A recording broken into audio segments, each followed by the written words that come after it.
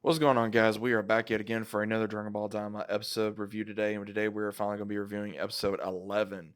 So this was a little bit more of a slower episode. It did kind of start off slow with obviously the gang was going to be leaving the Namekian world in the Demon Realm, and of course they run into Neva, who is the creator of the Dragon Balls and also the Tamagamis in the Demon Realm. Now they start having a conversation with him, and he reveals who he is, and they start asking questions. He even sees Piccolo and they start talking. He even asks him who his father is, and he tells him who was Katsutsumi or something like that. And then finding out the reason why Neva's still there because he likes it here and he wants to keep it up for the Namekians to return.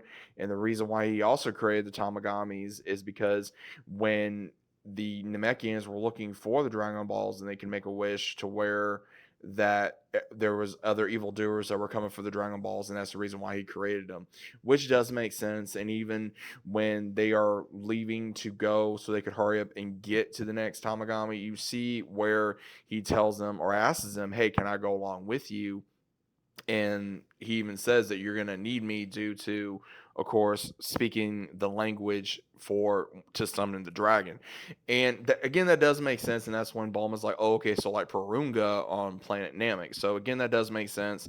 And he says that the reason why he does not really do anything and why he doesn't fight is because against Namekians that they should not do that. So again, everybody looks at Piccolo and Piccolo's like, what did I do? So it's kind of funny. And you see where Goma and Desu is looking, and of course he's getting mad, and you do see where he explains to them about the reason why he went with Goma is to make sure he wasn't going to do something, and of course the reason why they didn't kill Dende is because he's valuable, and how he plays like he's insane and stupid, and that's the reason why he gets away with stuff. And then we also see where Dr. Rinsu and Ku is, of course, wanting to create the next Majin, and she's wanting it to be deeper down for the seed, and also to be able to create this Majin Buu, so that way they could be a lot more powerful. And Majin Ku is born in this episode. We see a bigger version of like Ku, but it's called Do. And the first thing he asks for is chocolate, just like how Majin Buu was. Majin Ku asks Dr. Rinsu, hey, go ahead and give me some money. So he runs, gets chocolate, and then Dr. Rinsu's looking like, okay, maybe this one actually came out good. And they're like, I don't know about that, because he starts eating all the chocolate that Ku gave him. So they do go to the first Tamagami, try to challenge him. And what we see is, of course, he actually is fighting a little bit better than Ku was, but he's kind of fighting like how Majin Buu was a little bit with the ball, and then kind of poking his head up and down like he would, and using certain blasts, but still I guess getting used to his powers. It wasn't that much of an impressive fight. It did look like they were kind of on equal ground starting, but then we see where the group does go to the second Tamagami, and Vegeta did say to Goku that he was going to fight him because he fought the first one, and they are able to get there. And you see where Vegeta starts, trying to exercise a little bit to loosen up his muscles so they can start fighting.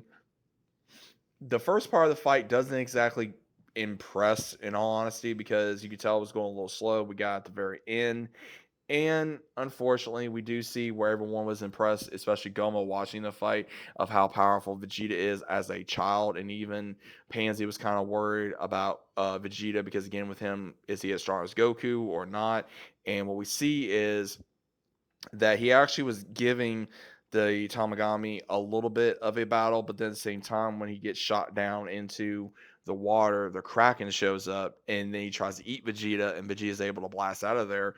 But then he gets knocked down again into the air, and it looks like this Kraken eats him, and that's how the episode ends, and everyone's worried. So it looks like in the next episode that Goku may be fighting the second Tamagami until Vegeta's ready to go, and they're going to be fighting about it. Then, of course, we're going to be seeing Majin Buu fighting Tamagami 1. Looks like Tamagami 1 may be doing something a little bit more to be able to fight off against this Majin. I wonder if, of course, Buu may be more powerful than Ku. I don't know yet. Again, silly characters. Very, very silly characters.